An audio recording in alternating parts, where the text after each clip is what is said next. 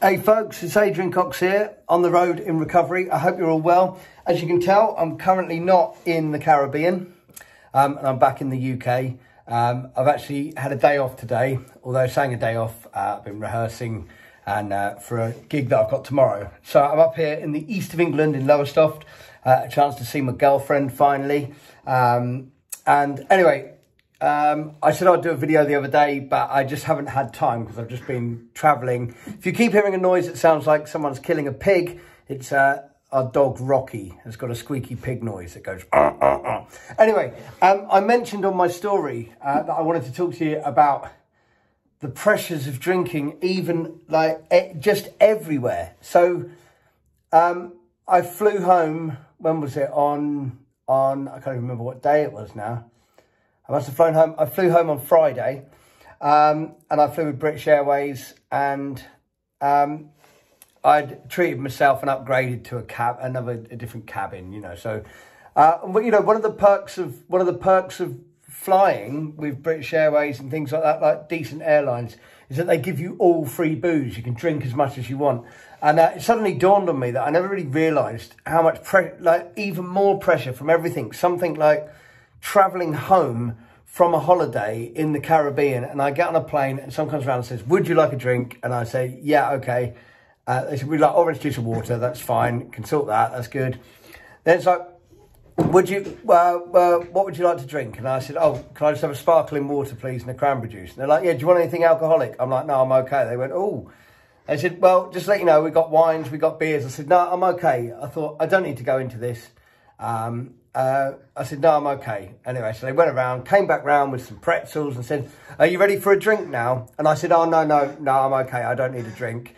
And then said, "Oh, well, if you're sure, just let me know if you need anything." They're having champagne in front. And I just thought, I'm not gonna talk about it yet. And then came back round again. It's like, would you like a drink? I was like, "Yeah, another cranberry juice." She's like, "Oh, can't I tempt you with a wine, or do you want you know, we've got all the spirits." I said, "Look, just to let you know," I said, "I'm in recovery. I said, "I'm an alcoholic." And she said, "Oh, I'm really sorry." And then immediately went for, "Oh, well, we've got a non-alcoholic beer," which I said, "Oh, yeah, that's nice. Thank you." You know, and then she went on to tell me that, that someone very close in her family is a recovering alcoholic. I think it was her brother.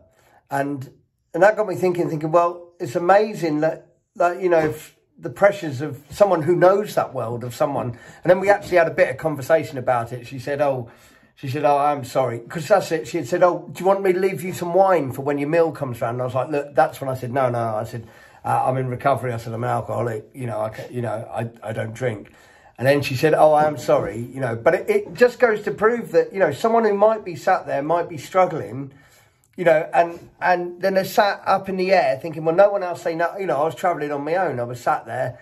You know, nobody in the world would have known if I'd just had a red wine or anything like that. You know, and I suddenly thought about that, and I was thinking, you know, and then there's people out there who probably would have probably gone on with all intentions of not having a drink, but it just took someone, you know, asking one too many times and not wanting to explain their struggle, or, you know, luckily I'm quite strong with it, but I'd actually made a conscious effort not to say anything about it. But it did just get me thinking that it must be such a struggle for if you are really struggling, you know, and the air stewardess, she's somebody who has, I think it was her brother, she said, yeah, it was definitely her brother, who is in recovery, you know, yet she has to go to a job where she has to keep asking, "Would you like a drink? Would you like a drink?" Because they probably see, you know, they're probably told that by the company, keep offering drinks, you know, because people on TripAdvisor or things like that, "Oh, don't go with BA, they were very stingy on the drinks," or "They didn't do that," you know. So it's everywhere you go. And I think that's what I put, even at 38,000 feet, you can't escape the fact that that drinking is a thing, you know. And I could tell it when she was asking me. It was like, "Oh, why not?" Another one was, "Oh, are you driving when we land?" I was like, "No, I don't drive." It's like, "Oh, right," you know, so there's that stigma of why you're not drinking, and it is. I see lots of memes and people put, "Why do I have to keep explaining myself? Why do I have to keep saying, oh, you know, why do I have to keep explaining the reasons why I don't drink? I just don't want to fucking drink, or I don't drink. I'm a fucking alcoholic." it's nothing to do with anybody else. But, you know, once you explain it, it's often easier. But the fact that you have to go through that, and I was really thinking, I thought about it for a little while afterwards, and I was thinking, shit, like, it's something I take for granted sometimes, because I'm very open with just saying, oh yeah, well, I'm an alcoholic, you know. I always thrive on the attention of the fact that I don't drink anymore. You know, in the same way that I could drink fucking anyone under the table and drink so much.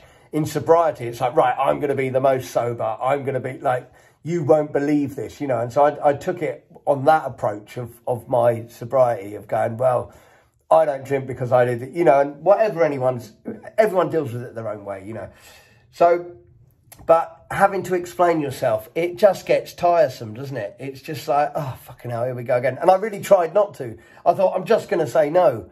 And I'm not going to explain and tell somebody else yet again, you know, that, not that I'm ashamed that I'm an alcoholic or anything like that. Because, you know, as I said before, you're an extremely strong-willed person if you're fucking struggling with addictions, you know. But I was just like, it was the fact that I made a conscious effort to not explain it and just went, no, I'm okay, I'll have this. And it just kept going on and on. Would you like this? Would you like this? Do you want this? Why aren't you doing it? You know, and you feel like you've done something wrong. But anyway, but I had a wonderful time away. It was good to relax. It's funny in the Caribbean because, you know, a culture of drinking rum, you know, and that was another thing, checking into the hotel.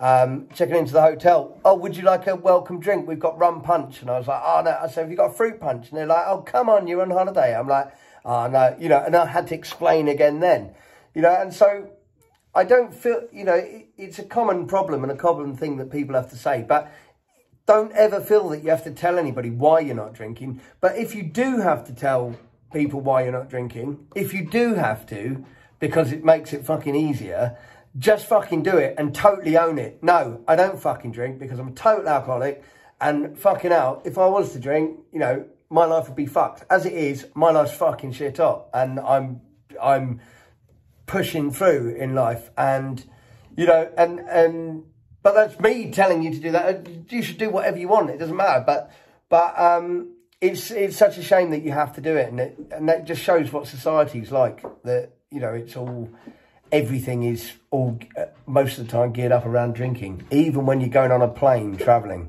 You know. So anyway, folks, I've got to pack my bag because I'm going away on tour again tomorrow. So I had one day off yesterday, and then yeah. So I've got lots of things going on. But if you want to see the dog, here he is. Rocky, say hello. He doesn't talk yet. Thanks for listening, folks. But I'll catch up with you. I'll catch up with you over the next couple of days. Yeah, I've got a very busy week coming up now, 5 gigs. So lots to tell you about. But I'll leave you with the look of that. Rocky. See you later, folks.